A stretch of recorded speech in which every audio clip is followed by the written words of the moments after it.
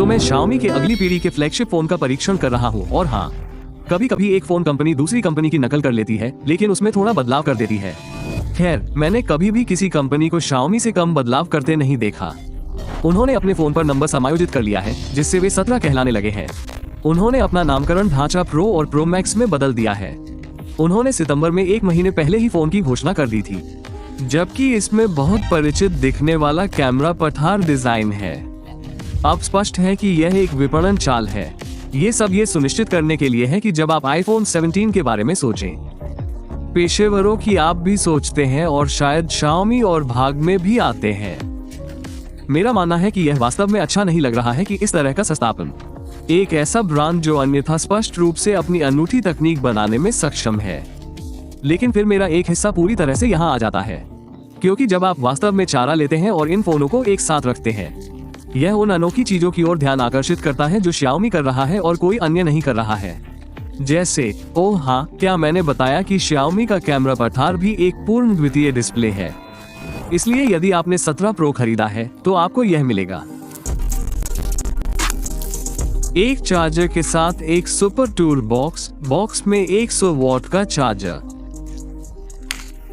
USB-C cable और एक छोटा सा इंसर्ट जिसमें केस, हल्का पाला पड़ा हॉट शेल है। यह एक बहुत ही उच्च स्तरीय पैकेज है।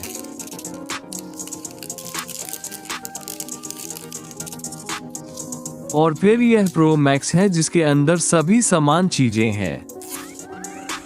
तो इस फोन के बारे में अजीब बात यह है कि यह लगभग जानबूझकर दिखता है।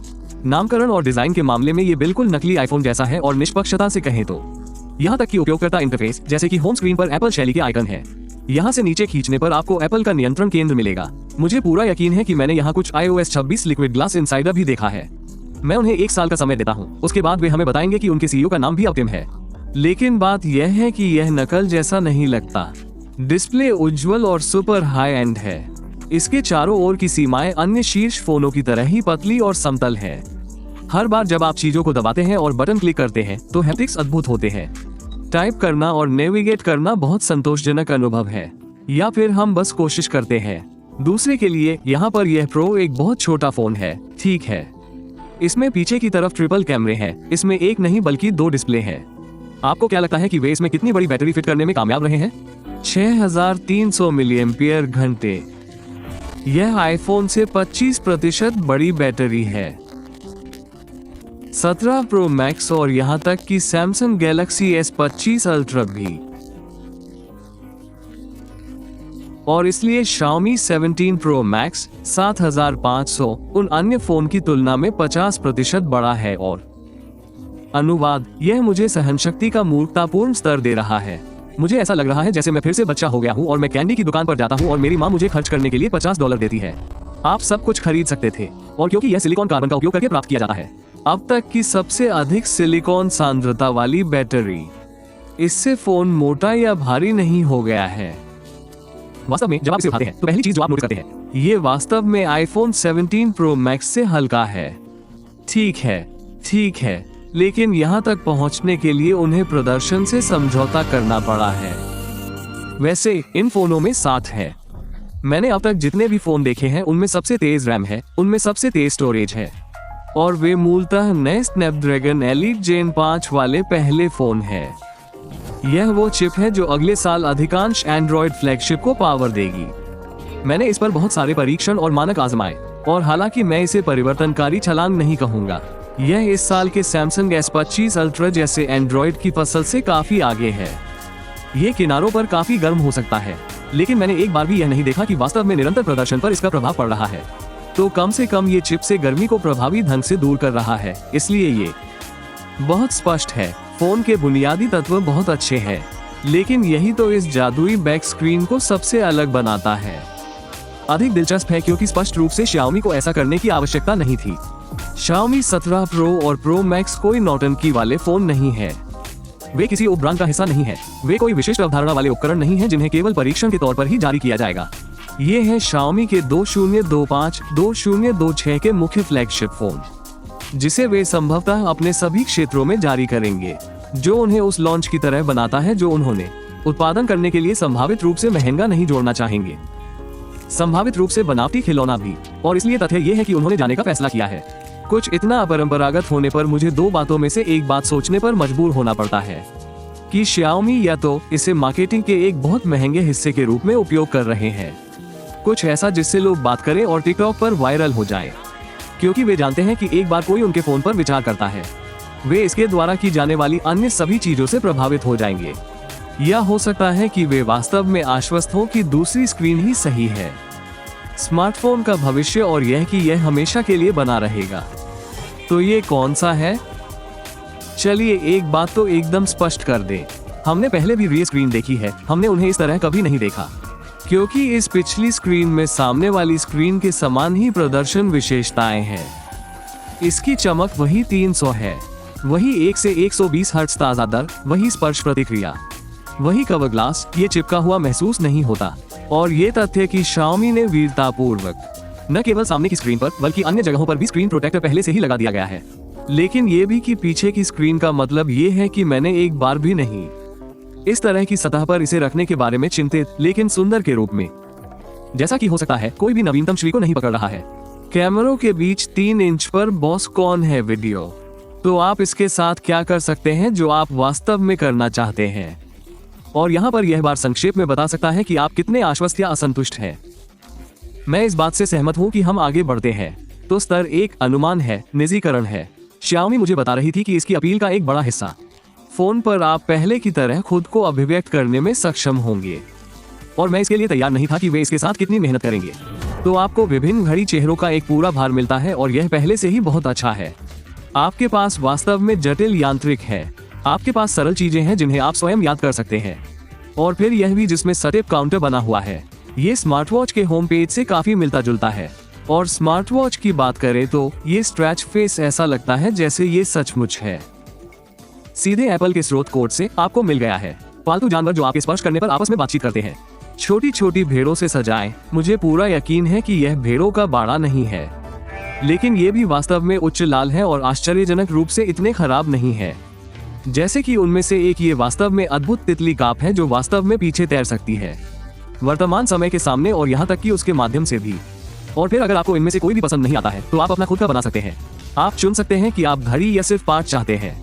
आप जो चाहें लिख सकते हैं और रंग, फॉन्ट, आकार, मोटाई बदल सकते हैं। फिर पृष्ठभूमि के साथ ये सिर्फ एक पूर्व चयनित गैलरी नहीं है, आप आई के साथ भी उत्पन्न कर सकते हैं, और मैंने इसे इस तरह से कभी नहीं देखा है। यह आपको किसी भी छवि को यथार्थवादी एनिमेटेड में बदलने देता है। इनमें से किसी भी शैली में इस रियर स्क्रीन के लिए कस्टम डिजाइन किया गया वीडियो। मैंने इस चीज को हर तरह की बेहद भयानक चीजों की तस्वीरें खिला दी हैं, लेकिन हर बार यह कुछ ऐसा लेकर आता है जो आश्चर्यजनक रूप से उपयोगी होता है।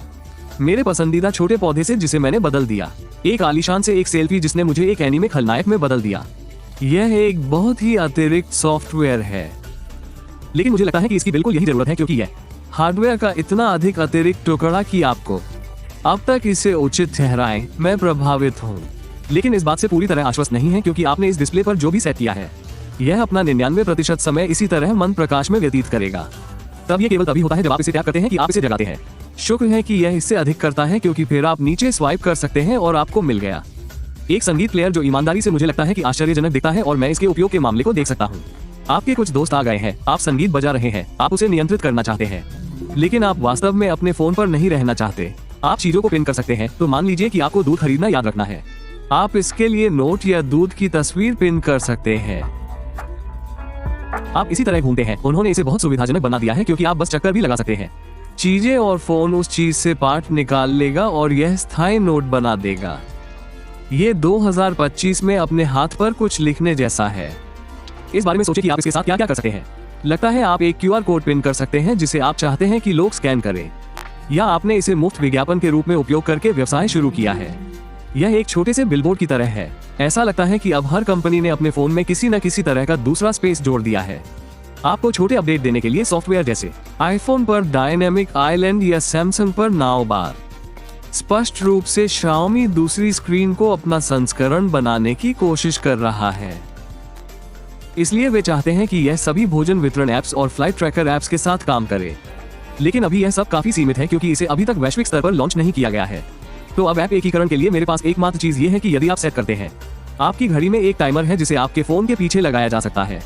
इस तरल के साथ टाइमर वास्तव में आपके समय के साथ कम हो रहा है। ये वास्तव में मुझे तनाव दे रहा है। इसमें अधिसूचना पहलू भी है। जो कुछ भी नहीं फोन के लिए एक बहुत ही समान अवधारणा का अनुमान है, जहां जब आप कर रहे हैं रात के खाने पर आप अपना फोन नीचे रख सकते हैं ताकि आप मौजूद रहें, लेकिन ये जानते हुए भी कि यदि कोई आपको कॉल करता है या संदेश भेजता है तो आप उसे देख सकते हैं। और वास्तव में देखिए, ये स्वचालित रूप से स्पीकर पर उत्तर देता है, लेकिन यह आपके कॉल को संभालने का कोई बहुत अच्छा तरीका नहीं है। क्या आप मुझे सुन सकते हैं?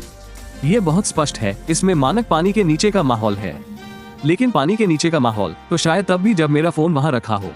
नमस्ते। हाँ, स्पष्टता के संदर्भ में मैं आपको सुन सकता हूँ। ठीक है, लेकिन यह अभी भी जवाब देने का थोड़ा खराब तरीका है। अपने फोन के सामने से कॉल करें क्योंकि यहाँ पीछे कोई माइक नहीं है, इसलिए फोन की कार्यक्षमता का यह हिस्सा मुझे वास्तव में पसंद नहीं आया, विशेष रूप से ये देखते हुए कि Xiaomi के पास वास्तव में उनके इस तरह की गौण चीजों के लिए डायनेमिक आइलैंड का अपना संस्करण।